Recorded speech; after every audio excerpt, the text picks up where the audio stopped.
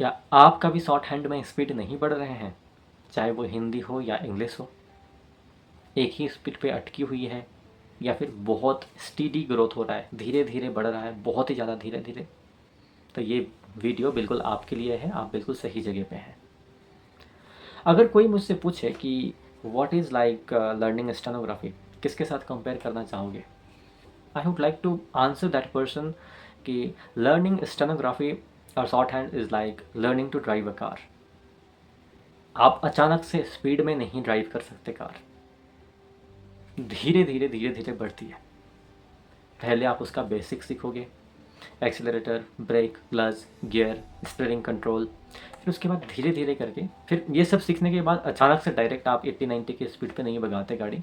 पहले आराम आराम से चलाते हो, फिर बाद में जाके धीरे धीरे करके बढ़ती है, धीरे धीरे करके कॉन्फिडेंस भी बढ़ती है और स्पीड भी बढ़ती है। ठीक है। शॉर्ट हैंड में ऐसा है कि अगर आप अचानक से स्पीड बढ़ा देते हैं तो आपकी एक्यूरेसी ड्रॉप हो जाती है, और जैसे एक्यूरेसी ड्रॉप हो जाएगी आपकी कॉन्फिडेंस भी ड्रॉप हो जाएगी। और अगर आपको एक्यूरेसी चाहिए तो स्पीड आपको ड्रॉप करना पड़ेगा। और एक और चीज़, अगर आप बहुत ज़्यादा स्पीड बढ़ा देते हैं तो एक तो एक्यूरेसी आपका लिखने में ही आप एक्यूरेटली नहीं लिख पाओगे, और दूसरा रीडिंग में बहुत प्रॉब्लम आएगी। हमारे पास बहुत वास्ट नंबर ऑफ स्टूडेंट्स हैं। एक तो ऐसे हैं जिनके अभी अभी बेसिक्स कंप्लीट हुए हैं, उनको क्या करना चाहिए? तो हम पहले तो डिवाइड करते हैं बच्चों को, ठीक है, जिनके बेसिक्स अभी अभी कंप्लीट हुए हैं और वो less than 50 words per minute पर लिख रहे हैं। और दूसरा ग्रुप ऑफ स्टूडेंट्स हैं जो 50 to 60 वर्ड्स पर मिनट पे लिख रहे हैं, और तीसरा है 60 to 80, और चौथा है 80 के आसपास की स्पीड पे लिख रहे हैं। तो फिर देखो, जिन्होंने अभी अभी बेसिक्स कंप्लीट किया है ना, उनको क्या करना है? उनको अभी मसल मेमोरी क्रिएट करना है।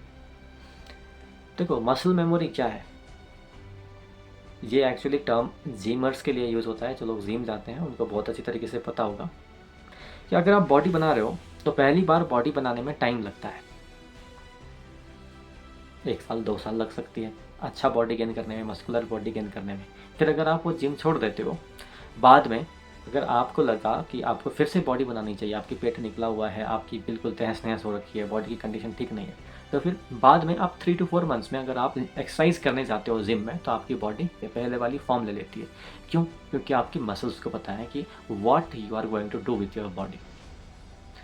इन द वेरी सिमिलर वे, आप जब टाइपिंग सीखते हो तो आप देख के तो नहीं सीख सकते ना। आप कीबोर्ड का पोजीशन ए यहाँ पे है, एस यहाँ पे है, डी यहाँ, एफ यहाँ, इस तरीके से तो नहीं सीख सकते। आपको प्रैक्टिस करनी है। आपका माइंड में अगर पी आया तो आप बिना देखे आपकी उंगली चलनी चाहिए वहाँ पे। इन the very similar way, short hand में भी अगर कोई आपको एक पर्टिकुलर वर्ड बोल रहा है तो आपके दिमाग से भी पहला आपका हाथ काम करना चाहिए। योर हैंड शुड राइट, आपको आपकी उंगलियों को पता होना चाहिए। ठीक है। तो आपको ये मसल मेमोरी डेवलप कैसे करोगे आप? रेगुलर प्रैक्टिस के साथ। देखो, अगर कोई मेरे को पूछे कि ड्राइविंग अ कार और लर्निंग शॉर्ट हैंड, सबसे ज़्यादा इंपॉर्टेंट चीज़ क्या है इसमें? प्रैक्टिस। सिर्फ और सिर्फ थ्योरी करके या फिर सिर्फ और सिर्फ देख के आप गाड़ी चलाना नहीं सीख सकते ना। वैसे ही सिर्फ और सिर्फ सोच के या सिर्फ और सिर्फ देख के आप शॉर्ट हैंड, सिर्फ और सिर्फ पढ़ के आप शॉर्ट हैंड नहीं सीख सकते।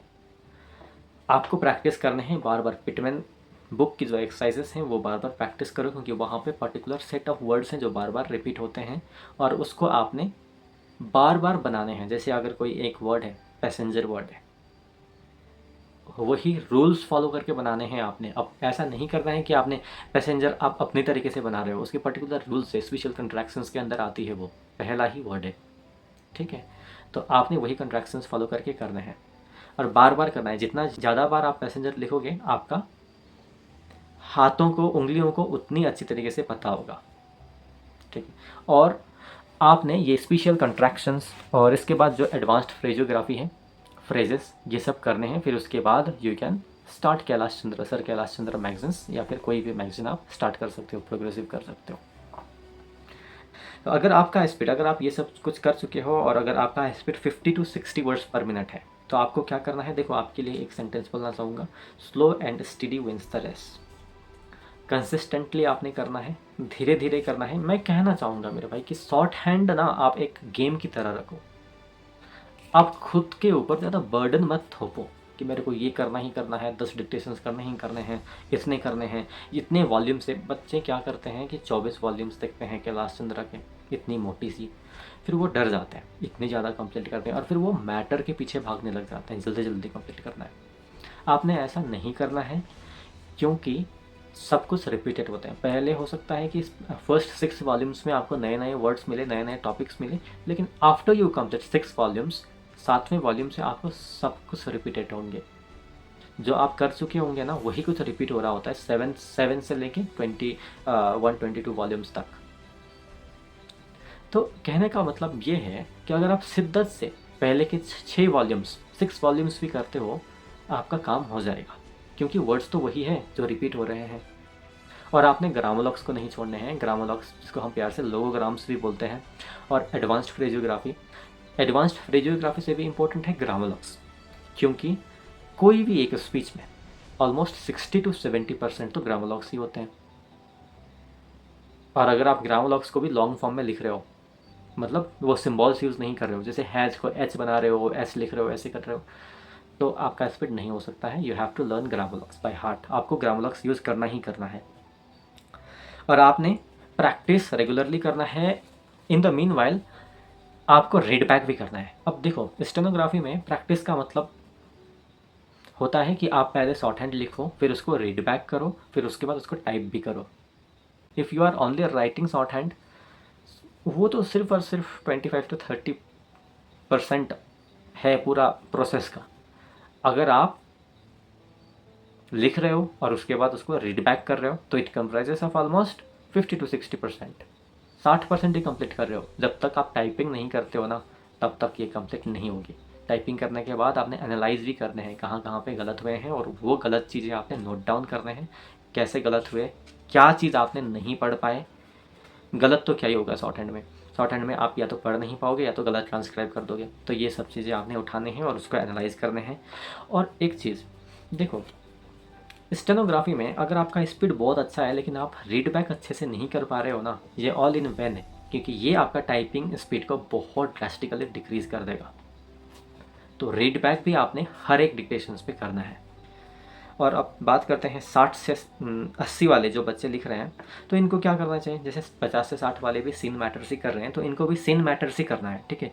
सीन मैटर्स ऐसा मतलब मान लो अगर आप 6th वॉल्यूम पे हो, तो पहले तो आप 6th वॉल्यूम के जो शॉर्ट हैंड वाली पोर्शन है ना, उसको देख के रीड करने की कोशिश करो कि हाँ इसमें फ्रेजेस लगे हुए हैं। अगर आप सर के लास्ट चंद्र मैगजीन कर रहे हो, तो राइट हैंड साइड में जो लॉन्ग हैंड इंग्लिश में लिखी हुई है, वहाँ पे अंडरलाइंड होते हैं बहुत सारे वर्ड्स। इसका मतलब है कि उसके पर्टिकुलर फ्रेज हैं, फ्रेज में लिखे गए हैं। तो फिर आप उन एडवांस्ड फ्रेजियोग्राफी को देखो, और स्पेशल जो नए नए वर्ड्स हैं, जो मतलब एक नया आउटलाइन, उसका कुछ अलग आउटलाइन है, शॉर्ट आउटलाइन है, उसको भी अंडरलाइन करके रखे हुए होते हैं या फिर बोल्ड करके रखे हुए होते हैं, उनको भी आप देखो। और पूरा का पूरा शॉर्ट हैंड पढ़ने की कोशिश करो, शॉर्ट हैंड में देखो अच्छे से कि कैसे लिखा हुआ है वहाँ पे। एंड आफ्टर दैट आप शॉर्ट हैंड में लिखो, उसी तरीके से लिखने की कोशिश करो जो उस मैगजीन में दिया गया है, ठीक है। फिर आफ्टर दैट आपको, अगर आप देखो, मैं कहना ये चाह रहा हूँ कि if you are writing at the speed of 60 to 80 words per minute, तो आप स्पीड के पीछे नहीं भागो, आप 85 पे सीधा लिखने की कोशिश मत करो। मैं तो कहता हूँ अगर आप 60 पे आसानी से लिख रहे हो, तो एक दो डिक्टेशंस तो 55 पे भी लिखो। क्यों? क्योंकि एक तो कॉन्फिडेंस बिल्ड होती है, और दूसरा अच्छे से आपके दिमाग में बैठ जाते हैं वो आउटलाइंस। अगर आप कोई भी एक मैटर बहुत ही स्पीड में लिख रहे हो, तो फिर वो आपको पता ही नहीं चलेगा। आप तो लिख तो लोगे, लेकिन एक अच्छा कॉन्फिडेंस बिल्ड नहीं हो पाएगा, और आपके माइंड अच्छे से ग्रैब नहीं कर सकता कि इसका आउटलाइन यही है। क्योंकि आप जल्दी जल्दी में कोई किसी भी चीज़ पढ़ो या फिर कुछ भी करो, तो क्या वो लॉन्ग टर्म मेमोरी में रहेगा? नहीं रहेगा। इन द मीन वाइल अगर आप उसी चीज़ को बिल्कुल प्यार से अच्छे से देख के स्लो स्पीड में कर रहे होते हो या करोगे, तो वो आपका लॉन्ग टर्म मेमोरी में बैठेगा, ठीक है। तो फिर अगर आप 80 वर्ड्स पर मिनट में लिख रहे हो, तो स्पीड के पीछे नहीं भागना है आपने। अगर हो सके तो 45 वर्ड्स पर मिनट या फिर 50 वर्ड्स पर मिनट पे भी लिखो, ठीक है। इससे आपका आउटलाइंस लॉन्ग टर्म मेमोरी पे बैठेगी, और बार बार प्रैक्टिस तो करना ही करना है आपने भी। और आपके लिए तो अगर आपका स्पीड 80 के करीब करीब है, और उसके बाद आपने स्पीड देखो, शॉर्ट हैंड में स्पीड 80 या फिर 90 या आसानी से आप गेन कर सकते हो विदाउट लर्निंग एडवांस्ड फ्रेजियोग्राफी। लेकिन 90 के बाद अगर आपने स्पीड बढ़ाने हैं तो सिर्फ और सिर्फ दो चीज़ हैं, एक है एडवांस्ड फ्रेजियोग्राफी और दूसरा तरीका है कि आप कंडेंस तरीके से लिखना शुरू करो, बिल्कुल कंडेंस्ड, और स्ट्रोक्स के साइज़ छोटा छोटा करो। अब इतना छोटा भी नहीं कि आप डिफ्रेंशिएट ही नहीं कर पा रहे हो हाविंग और जो नॉन हाफ आउटलाइन है उस पर। ये डिफ्रेंशिएशन तो आपको करना ही है, लेकिन जितना हो सके उतना छोटा लिखो और कंडेंस, जैसे कि एक वर्ड लिख रहे हो आपने फिर उसके बाद दूसरा वर्ड लिख रहे हो तो उसको ना ज़्यादा गैप मत दो उन दोनों के बीच में, नज़दीक नज़दीक लिखो। और ज़्यादा आउटलाइंस या फिर ज़्यादातर वर्ड्स फ्रेजेस में लिखने की कोशिश करो। जैसे exercise number 1 of the first volume में ही है, in the house of the people. अगर आप इस फ्रेज को अलग अलग लिख रहे हो तो आपका स्पीड बहुत ही कम हो जाएगी। तो in the house of the people एक साथ लिखना है। बिकॉज इट इज़, अगर आप ये अलग अलग लिख रहे हो तो फिर हो गया, आपने ये सब चीज़ें मतलब वन सेट अगो इसका फ्रेज है बिकॉज इट इज़ का, ठीक है। तो फ्रेजेस में जितना हो सकता है उतना फ्रेजियोग्राफी सीखो, एडवांस्ड फ्रेजियोग्राफी सीखो और आउटलाइंस को छोटा करो और कंडेंस्ड राइटिंग करो, तो इससे आपका स्पीड आसानी से आ सकती है। और जैसे कि मैंने पहले भी बोला कि short hand is all about practice, and practice it is like practicing mathematics. आप जितना ज़्यादा प्रैक्टिस करोगे आप उतना ही ज़्यादा स्पीड गेन करोगे और आप उतना ही नज़दीक पहुँचोगे अपने सक्सेस का।